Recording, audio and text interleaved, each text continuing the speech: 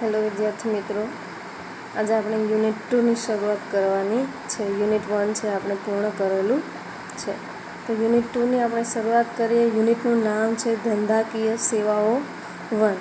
કયા કયા પ્રકારની બિઝનેસ સર્વિસ છે એ આપણને મળે છે એના વિશે આપણને ખ્યાલ મેળવવાનો છે. પછી કોઈ તાર ટપાલ ખાતાનો હોય અથવા તો વીમો હોય, ટપાલ હોય, સંદેશા વ્યવહાર હોય કે વાહન વ્યવહાર હોય, એ તમામની સેવાઓ છે આપણે ધંધાકીય રીતે લેતા હોઈએ છીએ. શરૂ કરી દઈએ. તો આજે પ્રસ્તાવના છે ત્યાંથી સ્ટાર્ટ કરીએ આપણે.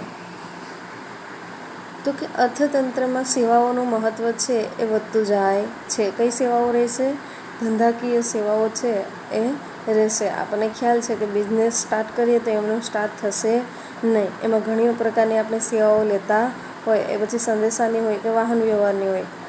તો કે સેવાઓને કારણે સગવડતામાં અથવા તો અનુકૂળતામાં વધારો થાય છે. ટૂંકમાં જો તમે આ સેવાઓ પ્રાપ્ત ન કરેલી હોય અથવા તો તમે એનો લાભ ન લેતા હોય તો બની શકે કે તમારા ઉત્પાદનથી માંડી અને વેચાણ કાર્ય કરો ત્યાં સુધી છે ઘણો બધો સમય છે એ જતો રહે. જોઈએ પછી શું કહેવામાં આવે. તો કે બેન્કિંગ સેવા હોય, વીમો હોય, ટપાલ હોય અથવા તો વખાર અને વાહન વ્યવહાર આવી સેવાઓ છે. ટૂંકમાં તમને એના પ્રકાર આપેલા છે કે કયા કયા પ્રકારની સેવાઓ છે ઉપલબ્ધ થઈ શકે. તો કયા પ્રકારની સેવા ઉપલબ્ધ થશે? એક છે બેન્કિંગ સેવા.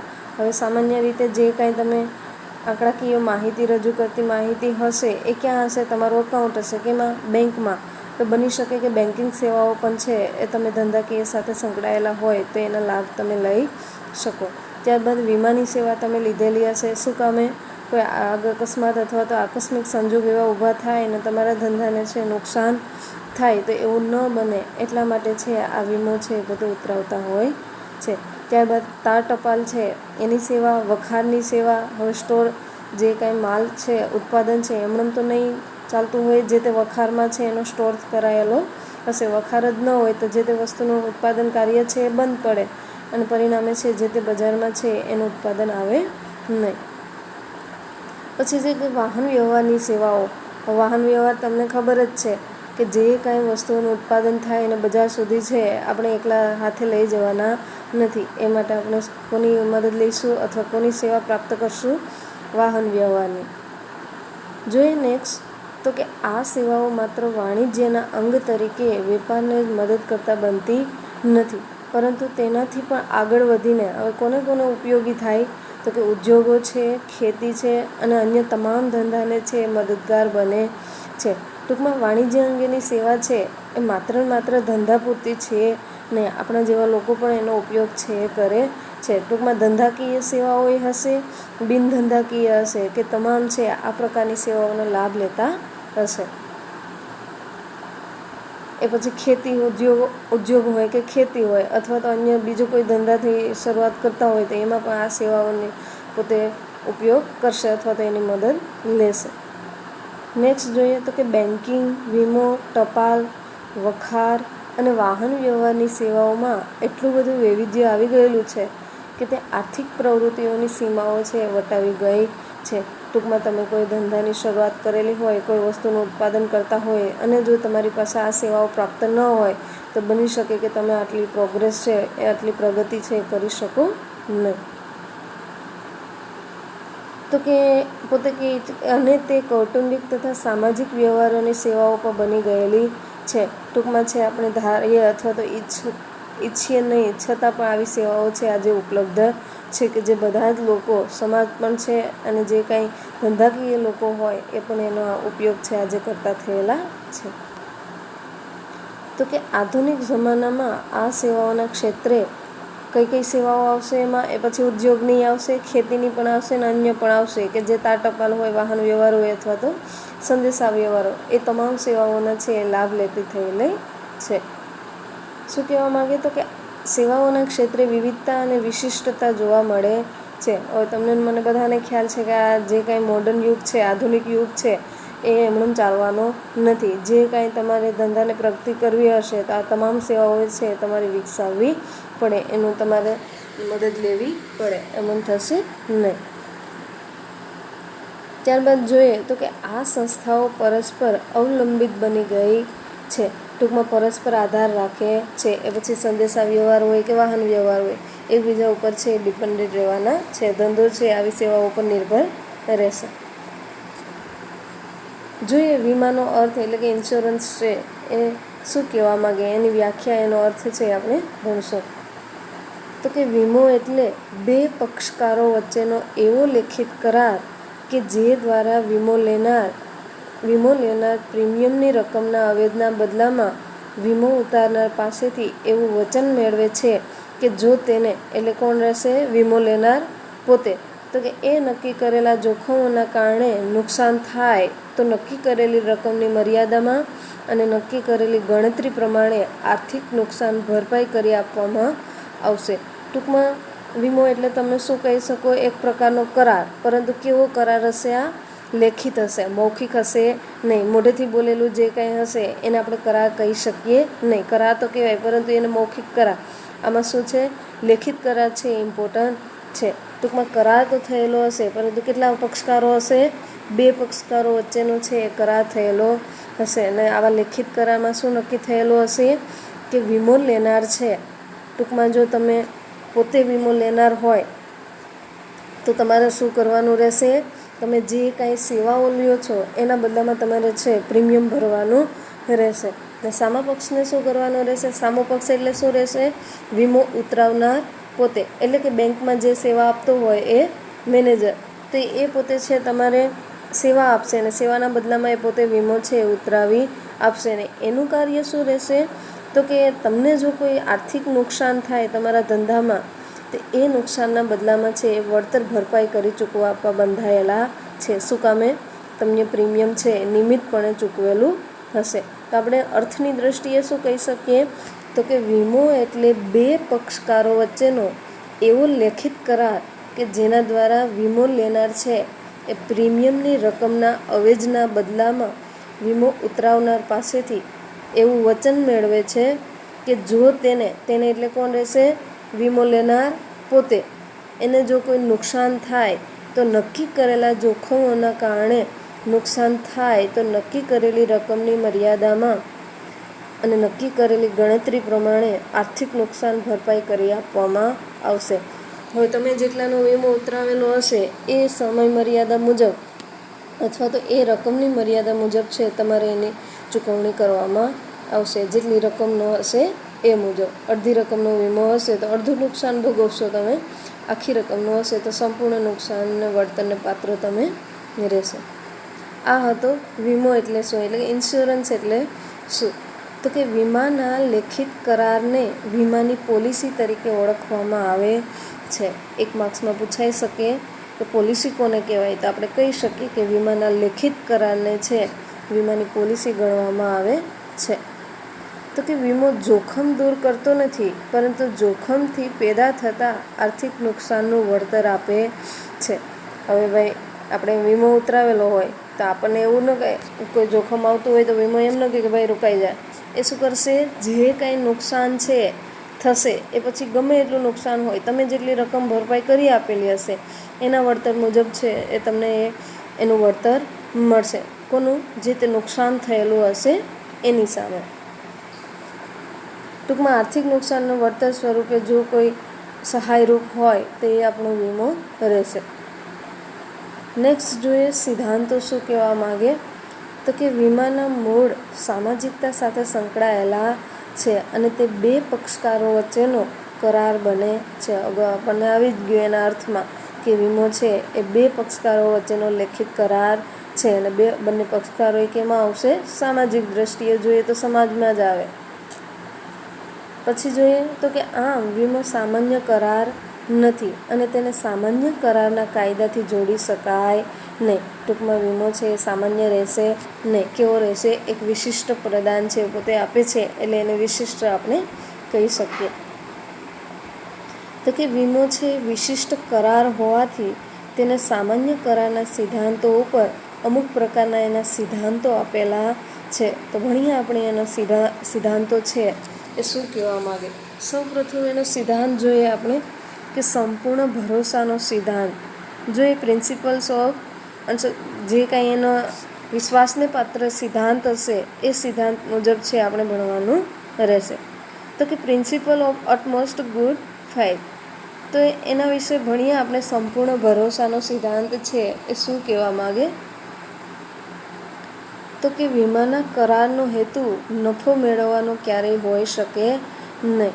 ટૂંકમાં તમે જ્યારે વીમો ઉતરાવતા હોય અથવા તો તમે છે કોઈ ધંધા સાથે સંકળાયેલા હોય, ઉદ્યોગ સાથે સંકળાયેલા હોય અને તમે વીમો ઉતરાવો તો તમારા મનમાં એવું ન હોવું જોઈએ કે આકસ્મિક તમારી રીતના છે તમે કોઈ નુકસાન કરો તમારા ધંધામાં અને તમે વીમાની રકમ છે એ મેળવો, એવું ચાલે નહીં. નામ શું આપેલું છે? સંપૂર્ણ ભરોસાનો સિદ્ધાંત. તો તમે કાયદેસર રીતે છે તમારું જ નુકસાન છે એ કરી શકો નહીં. ટૂંકમાં તમે તમારો નફો છે એમાં જોઈ શકો નહીં.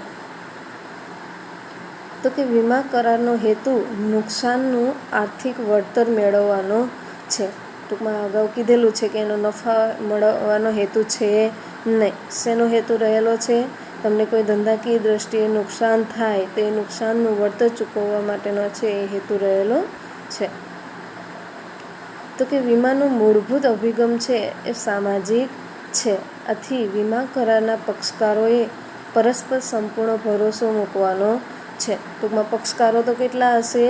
2 હશે. કોણ કોણ હશે? લેનાર હશે અને આપનાર હશે.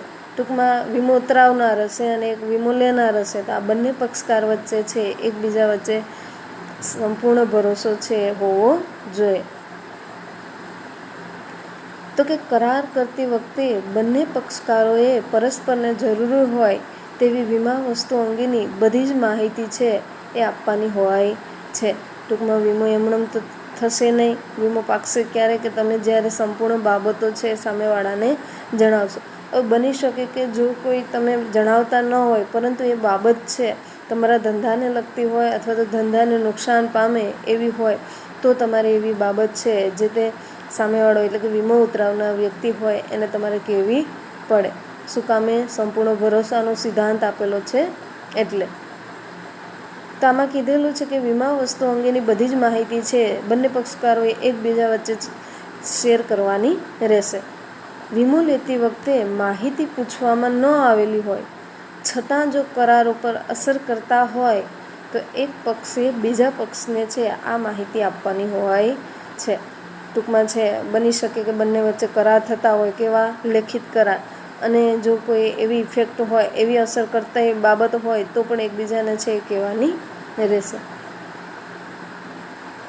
તો કે કોઈ પણ માહિતી છુપાવીને કરેલા વીમાનો કરાર એ દગો કહેવાય. ટૂંકમાં સંપૂર્ણ ભરોસાનો સિદ્ધાંત એને જ લાગુ પડે કે જે સંપૂર્ણ, એમાં નફાનો હેતુ આવશે નહીં. હેતુ કોનો આવશે? જે કંઈ નુકસાન થાય એની સામે વળતર મેળવવાનો હેતુ હોય ને જે કંઈ એની પોતાની પર્સનલ બાબત હોય એની જે કંઈ માહિતી હોય એ એને શેર કરવાની રહેશે. કોને? સામેવાળા પક્ષને. એકબીજા પક્ષ છે બધી જ માહિતી રજૂ કરશે અને જો આવી માહિતી છુપાવે તો બની શકે કે આ સંપૂર્ણ ભરોસાનો સિદ્ધાંત રહેશે નહીં. એ દગાખોરી કહેવાય. નેક્સ્ટ જોઈએ આપણે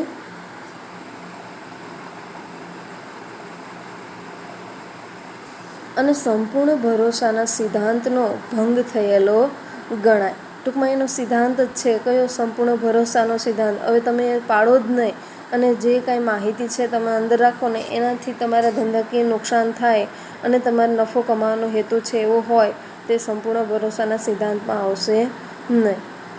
જ્યારે પણ વીમાના પક્ષકારને ખબર પડે કે સંપૂર્ણ ભરોસાના સિદ્ધાંતનો ભંગ થયો છે ત્યારે વીમા કરારને રદ સમજવામાં આવે છે. ટૂંકમાં મેઇન પોઈન્ટ એનો કીધેલો છે. પહેલાં તો શું કીધેલું છે કે સંપૂર્ણ ભરોસાનો સિદ્ધાંત હોય એટલે એકબીજાની માહિતી છે એકબીજા પક્ષકારને છે ખબર હોવી જોઈએ. અને બની શકે કે કોઈ પોતાની મેળાએ જાતે આવી માહિતી છુપાવે અને બની શકે કે એના ધંધાને નુકસાન થાય તો જે તે વળતર ચૂકવવાને પાત્ર રહેશે નહીં. શું કામે? એને વિશ્વાસઘાત કરેલો છે. ટૂંકમાં એણે જે કંઈ લેખિત કરાર કરેલા હશે એ કેવા થશે? રદ થશે. અને સાથે સાથે એણે પ્રીમિયમ ભરેલું હોય એ પણ એને કદાચ છે એ મળવાપાત્ર રહે નહીં. અને વીમો લેનારને તેણે ભરેલા પ્રીમિયમની રકમ પરત મળી શકતી નથી. મેં અગાઉ કીધેલું છે એમ જ કે જો આવો સંપૂર્ણ ભરોસાનો સિદ્ધાંતનો ભંગ થાય તો જે તે મળવાપાત્ર વળતર હોય એને મળશે નહીં. કરાર કેવો થશે? રદ થશે. અને એણે જે કાંઈ પ્રીમિયમ ભરેલું હશે એ પણ છે એનું રદ કરવામાં આવશે. એ પ્રીમિયમ છે એને પાછું મળવાપાત્ર રહેશે નહીં. તેમજ જો નુકસાન થાય તો વળતર મેળવવાનો હક પણ એને રહેતો નથી. આ કયો સિદ્ધાંત હતો આપણો? કે સંપૂર્ણ ભરોસાનો સિદ્ધાંત. શું આવશે એમાં? નફાનો હેતુ આવશે નહીં. હેતુ કોનો આવશે? જે કાંઈ નુકસાન થાય એની સામે વળતર મેળવવાનો રહેશે. અને બની શકે કે એમાં દગાખોરી હોવી જોઈએ નહીં. બંને પક્ષકારો વચ્ચે સંપૂર્ણ માહિતી શેર કરાયેલી હોવી જોઈએ. અને જો કદાચ છે કોઈ એવા હોય અને પોતે દગો કરે, વિશ્વાસઘાત કરે જે તે ઉદ્યોગમાં, તો બની શકે કે એને આવું નુકસાનની સામે વળતર મળતું હોય મળવાપાત્ર રહે નહીં. અને પ્લસમાં શું એણે પ્રીમિયમ ભરેલું હોય એ પણ એને મળશે નહીં. હવે નેક્સ્ટ જોઈએ એનો સિદ્ધાંત છે કે નુકસાન વળતરનો સિદ્ધાંત. જોઈએ એમાં તો કે વીમો લેનારને નુકસાન થાય તો તેનું વળતર છે એને મળી શકે છે. હવે વીમાનો લેખિત કરાર જ છે કે જે કંઈ નુકસાન એને થશે એનું વળતર ચૂકવવાનું રહેશે. તે માટે વીમાના કરાર છે થાય છે. અને વીમાના કરારનું હાર્દ શું હોય? નુકસાન વળતરનો સિદ્ધાંત છે. જેટલું નુકસાન થાય એટલું વળતર ચૂકવવા પાત્ર બને. જોઈએ નેક્સ્ટ પેરેગ્રાફમાં તો કે વીમો લેનારને નુકસાન થાય તો વીમા કંપની તેનું વળતર કેટલું ચૂકવશે તે નક્કી કરવા આ સિદ્ધાંતનો ઉપયોગ થાય છે. ટૂંકમાં બધા વીમા લેતા જ હોય, પરંતુ બધા એક સરખી રકમનો વીમો હશે નહીં. બધાની જે કંઈ કેપેબિલિટી હોય એટલાનો વીમો પોતે ઉતરાવતા હોય.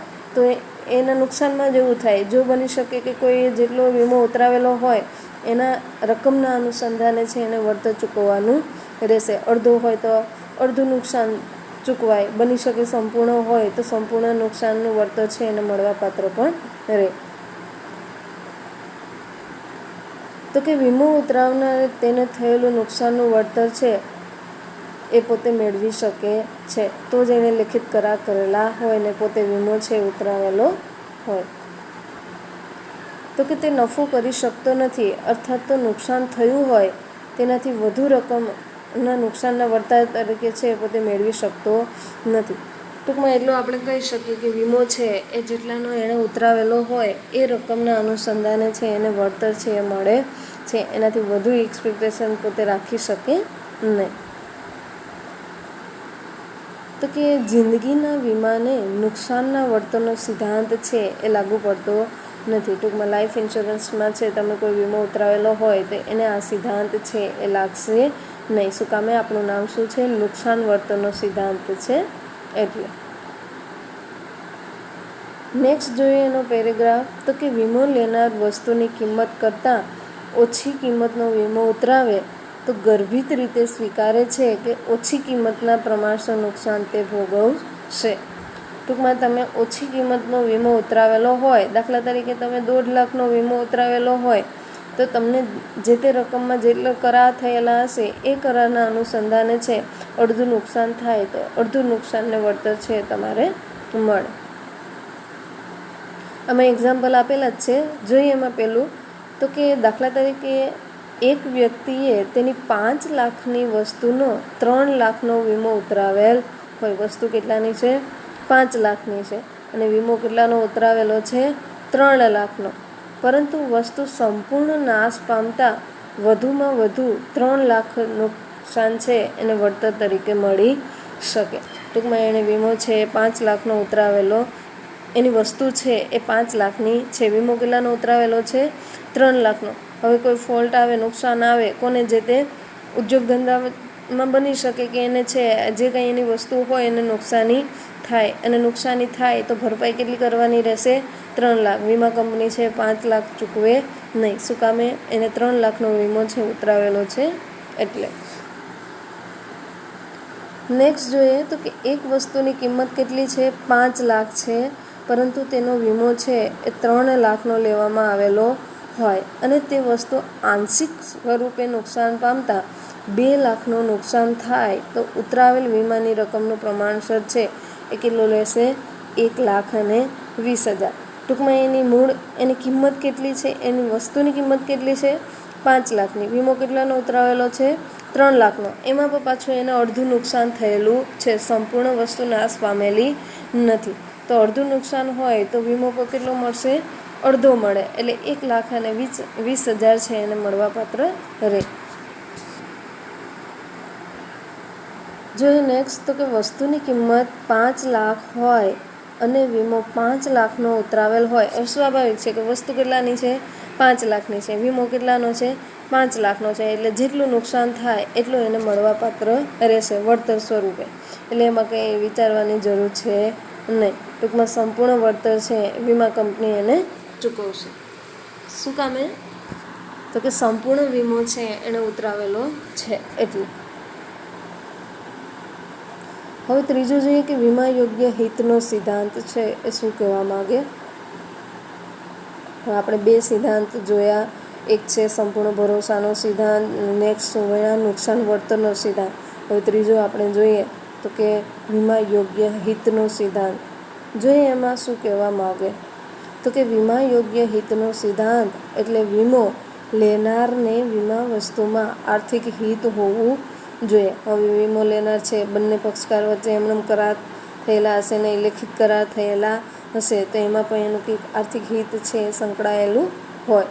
દાખલા તરીકે જોઈએ તો કે મકાન માલિકને મકાનમાં આર્થિક હિત હોય, જ્યારે ભાડાવતને છે એ મકાનમાં આર્થિક હોય નહીં. ટૂંકમાં પોતે માલિક છે એટલે સ્વાભાવિક છે કે પોતે ફ્લેટ આપે છે એટલે જે કાંઈ એનો હેતુ હોય એ કહેવાનો હશે આર્થિક હિત સાથે સંકળાયેલો હોય. જ્યારે ભાડાવાળા રહેતો હોય એને કશી લેવા દેવા હોય ને એને ભાડું ચૂકવવાનું હોય એટલે. હવે ચોથો જોઈએ આપણે સિદ્ધાંત શું કહેવા માગે. શું છે? હક બદલાનો સિદ્ધાંત. તો કે જ્યારે વીમા યોગ્ય વસ્તુનો વીમો લેવામાં આવે અને તે નાશ પામે અથવા તો વીમા કંપની તેનું વળતર ચૂકવે ત્યારે નાશ પામેલી વસ્તુનો માલિકી હક વીમા કંપનીનો બને છે. હવે શું કીધેલું છે આપણને કે કોઈ વસ્તુનું નુકસાન થયેલું હોય અને તમે વીમો ઉતરાવેલો હોય તો ભરપાઈ કોણ કરે? વીમા કંપની પોતે છે એના આર્થિક રીતે વળતર છે ચૂકવી આપે છે. જો એ પોતે વળતર ચૂકવે તો જે તે વસ્તુની માલિકી કોની ગણાય? વીમા કંપનીની. એટલે જ એને કીધેલું છે કે હક બદલાનો સિદ્ધાંત, કે પછી છે જે તે વ્યક્તિનો હક એના ઉપર રહેતો નથી. હક કોનો રહેશે? જે તે વીમો ઉતરાવનાર કંપનીનો. તેના ઉપર મૂળ માલિકનો હક છે એ રહેતો નથી. હવે જોઈએ જિંદગીના વીમામાં છે આ સેવા લાગશે નહીં અથવા તો આ સિદ્ધાંત છે એ લાગશે નહીં. એમાં હકની ફેરબદલી છે આપણે કરી શકીએ નહીં. જોઈએ એના પ્રકારો. કેવાના પ્રકારો ભણવાના છે આપણને? વીમાના પ્રકારો. મેન કેટલા પ્રકારો રહેશે? તો કે જીવન વીમો છે એમાં જીવન વીમામાં 2 પ્રકાર આવશે. કયા કયા? જિંદગીનો વીમો અને હયાતીનો વીમો. ત્યારબાદ સામાન્ય વીમો. ટૂંકમાં મેન 2 પ્રકાર છે, જીવન વીમો અને સામાન્ય વીમો. જીવન વીમાના પાછા 2 પ્રકાર કયા છે? જિંદગીનો વીમો અને હયાતીનો વીમો. જ્યારે સામાન્ય વીમામાં જોઈએ તો કે સામાન્ય વીમામાં છે એના 3 પ્રકાર રહેલા છે. 3 પ્રકાર કયા કયા છે? તો કે પહેલો છે માલ હેરફેરનો વીમો, ત્યારબાદ આગનો વીમો, ત્યારબાદ અન્ય વીમો. માલ હેરફેરના વીમામાં કેટલા આવશે? દરિયાઈ વીમો, હવાઈ વીમો અને માર્ગ વીમો. જ્યારે આગનો વીમો છે એમાં કશો આવશે નહીં. અન્ય વીમામાં જોઈએ તો ઘણા બધા વીમા છે એ સંકળાયેલા છે. ક્યાં છે? તો પેલું તો છે કે નફા નુકસાનનો વીમો, ત્યારબાદ રહેશે સ્વાધ્યાયનો વીમો, લૂંટફાટનો વીમો, ઢોર ઢાંખરનો વીમો, સમૂહ વીમો, રમતગમત વીમો, વાહન વીમો, શાખનો વીમો, ત્રાહિત પક્ષ માટેનો વીમો, છેતરપિંડી સામે વફાદારીનો વીમો, અકસ્માતનો વીમો, કુદરતી આપત્તિનો વીમો અને કામદાર છે એના વળતરનો વીમો. તો આ બધા વીમા છે યાદ રાખવાના રહે. મેન કેટલા પ્રકાર રહેશે? 2. ક્યાં ક્યાં?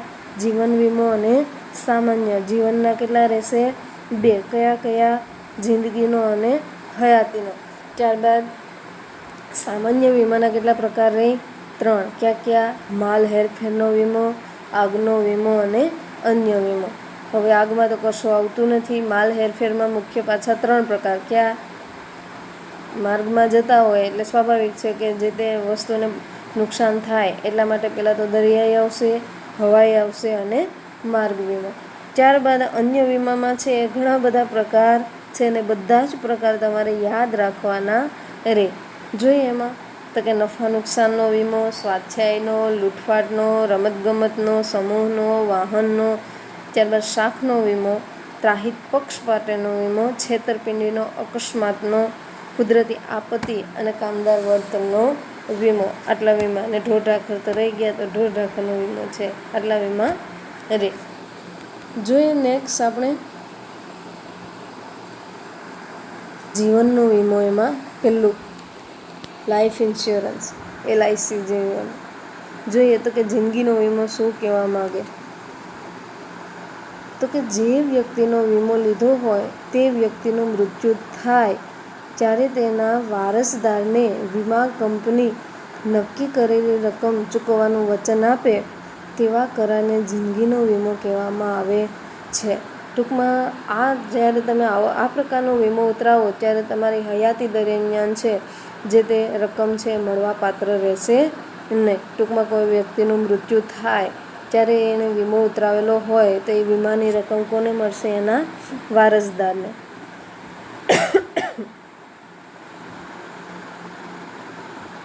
તો કે વીમો ઉતરાવનાર વ્યક્તિ નક્કી કરેલ પ્રીમિયમ નક્કી કરેલા સમયાંતરે અને આજીવન ભરે છે. ટૂંકમાં જીવન વીમો છે એટલે જ્યાં સુધી એ પોતે જીવશે ત્યાં સુધી છે એણે જે નક્કી કરેલું હશે એ કરાર અનુસાર છે એને પ્રીમિયમ ભરવાનું રહે ને જે તે સમયાંતરે. તો કે જિંદગી અમૂલ્ય છે તેથી તેની કિંમત નક્કી થઈ શકતી નથી. તમને મને બધાને ખ્યાલ છે કે લાઈફ જિંદગી ચાલે છે અને ક્યાં સુધી ચાલવાની છે એવું કોઈને ખ્યાલ નથી. તો કે વીમો ઉતરાવનાર પોતાની જિંદગીનું જે મૂલ્ય આંકે તે અને પોતાની પ્રીમિયમ ચૂકવવાની ક્ષમતાના આધારે વીમાની રકમ નક્કી કરે છે. ટૂંકમાં બંને વચ્ચે કરાર થયેલો હશે અને જે પોસાતું હોય એ અનુસાર છે એણે કરાર મુજબ જે તે રકમ છે નક્કી કરેલી હોય અને સમયાંતરે છે એ પ્રીમિયમ એને ભરવાનું રહે. જોઈએ નેક્સ્ટ તો કે આમ અહીં નુકસાન વર્તનનો સિદ્ધાંત છે એ અમલમાં આવતો નથી. ટૂંકમાં નુકસાન થવાની શક્યતા ઓછી. શું કામ? એ જિંદગી છે, જિંદગીનું આપણે નક્કી કહી શકીએ નહીં. તો કે વ્યક્તિના મૃત્યુ સમયે જો કારણ શંકાસ્પદ ના હોય તો વીમા કંપની પોલિસીની રકમ છે એ પૂરેપૂરી ચૂકવવા બંધાયેલી છે. ટૂંકમાં બની શકે કે એણે આ લાઈફ જિંદગીનો વીમો છે ઉતરાવેલો હોય અને જો એને શંકાસ્પદ ન લાગે એટલે કે કોઈ અઘટિત ઘટના બનેલી ન હોય તો એ વીમા કંપની છે પોતાની જાંચ કરશે, ચકાસણી કરશે અને ત્યારબાદ છે એની નક્કી કરેલી રકમની ચૂકવણી કરશે. કોને કરશે? એના વારસદારને. પછી છે હયાતીનો વીમો. જોઈએ એની અંદર આપણે તો કે વ્યક્તિએ નક્કી કરેલી વીમા મુદત પૂરી થાય ત્યારે તે વ્યક્તિને અથવા નક્કી કરેલી મુદત પૂરી થાય તે પહેલાં જો વ્યક્તિનું મૃત્યુ થાય તો તેના વારસદારને નક્કી કરેલી રકમ વીમા કંપની ચૂકવવાનું વચન આપે તેવા વીમા કરારને હયાતીનો વીમો કહેવામાં આવે છે. કોને હયાતીનો વીમો કહેવામાં આવશે? જે કાંઈ એનો સમયગાળો હોય. કેનો સમયગાળો રહેશે? વીમાનો મુદતનો, એટલે કે વીમા પ્રીમિયમ ભરવાની મુદત હોય અને એ મુદત પૂરી થાય અથવા તો પૂરી થાય એ પહેલાં છે એ વ્યક્તિ પોતે મૃત્યુ પામે તો એના વારસદારને છે જે તે રકમ છે એ ચૂકવવાનું વચન આપશે. કોણ? વીમા કંપની પોતે. તો એને આપણા માટે શું કહીશું? હયાતીનો વીમો. આ વચનના બદલામાં અવેજ તરીકે વીમો ઉતરાવનાર વ્યક્તિ નક્કી કરેલી પ્રીમિયમની રકમ નક્કી કરેલા સમયાંતરે નક્કી કરેલી વીમા મુદત સુધી ભરે છે. ટૂંકમાં સમય મર્યાદાએ નક્કી કરેલી હશે, રકમે નક્કી કરેલી હશે અને જે કાંઈ મુદત હશે એ પણ એક નિશ્ચિત પ્રકારની મુદત હશે અને એ પ્રમાણે છે જે તે નાણાંની ચૂકવણી થાય, પ્રીમિયમની ચૂકવણી થાય. નેક્સ્ટ જોઈએ આપણે સામાન્ય વીમો કોને કહેવાય? તો કે સામાન્ય વીમાના મુખ્ય 3 પ્રકારો છે. એમાં છે મેન કયા રહેશે? માલની હેરફેરનો વીમો, ત્યારબાદ આગનો વીમો અને અન્ય સામાન્ય વીમો. જોઈએ એમાં પહેલાં માલની હેરફેરનો વીમો. તો કે માલને એક સ્થળેથી બીજા સ્થળે લઈ જતાં તેને પૂર્ણ કે આંશિક નુકસાન થવાનું જોખમ હોય છે. હવે તમે કોઈ પ્રોડક્ટનું ઉત્પાદન, કોઈ વસ્તુનું ઉત્પાદન કરતા હોય અને તમે બજાર સુધી પહોંચાડવા માગતા હોય તો રસ્તામાં શું થવાનું છે આપણને ખ્યાલ છે નહીં.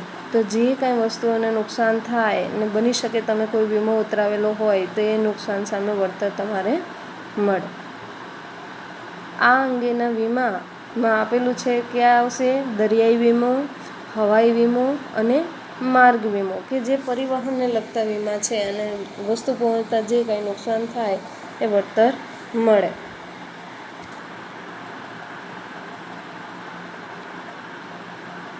જોઈએ એમાં શું કહેવા માગે. હવે સામાન્ય વીમામાં તો આપણને ખ્યાલ જ છે કે ક્યાં ક્યાં છે. આગનો વીમો હોય ને સામાન્ય વીમો હોય. એમાંય પાછા માલની હેરફેરના વીમામાં શું આવશે, દરિયાઈ હોય, હવાઈ હોય અથવા તો રસ્તા સાથે સંકળાયેલા માર્ગ તરીકેના વીમા.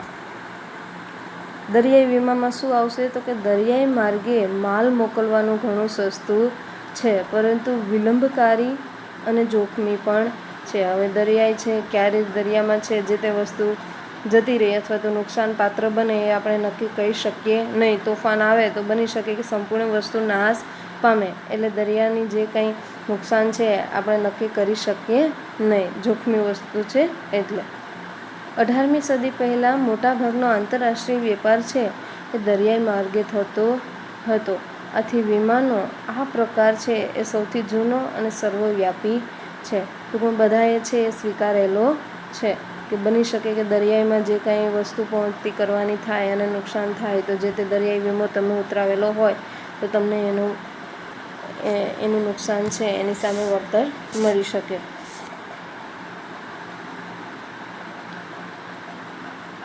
તો કે લોર્ડ્સ ઓફ લંડન નામની સંસ્થાએ દરિયાઈ વીમાની શરૂઆત કરેલી. બની શકે વન લાઇનરમાં પૂછાય કે કોણે વીમા, એ પણ પાછા દરિયાઈ વીમાની શરૂઆત કોણે કરેલી છે તો કોણ નામ શું છે, લોર્ડ્સ ઓફ લંડન નામની સંસ્થા.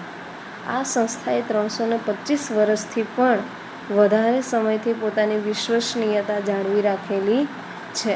આ કયો વીમો હતો? દરિયાઈ વીમો. હવે વિદ્યાર્થી મિત્રો, આટલા વીમાની સમજ છે એ તમારે યાદ રાખવાની રહેશે. નેક્સ્ટ આપણે ફરીથી જ્યાંથી હવાઈ વીમો છે બાકી છે ત્યાંથી આપણે શરૂઆત કરશું. ટૂંકમાં એ પછી જીવન વીમો હોય કે સામાન્ય વીમાને લગતા પ્રકારો હોય અથવા તો આપણે જે કંઈ સિદ્ધાંતો ભણ્યા, સંપૂર્ણ ભરોસાનો, નુકસાન સામે નુકસાન વળતરનો સિદ્ધાંત, વીમા યોગ્ય હિતનો અને હક બદલાનો સિદ્ધાંત, આ તમામ બાબતો આગળ શું ભણ્યા હતા આપણે, વીમાની અર્થ અથવા તો એની વ્યાખ્યા છે, વીમા પોલિસી કોને કહેવાય, આ બધું જ છે એ નોટ કરવાનું રહે. પાકી નોટમાં જે ભણાવેલું છે આજે એ તમારે લખવાનું રહેશે. Thank you.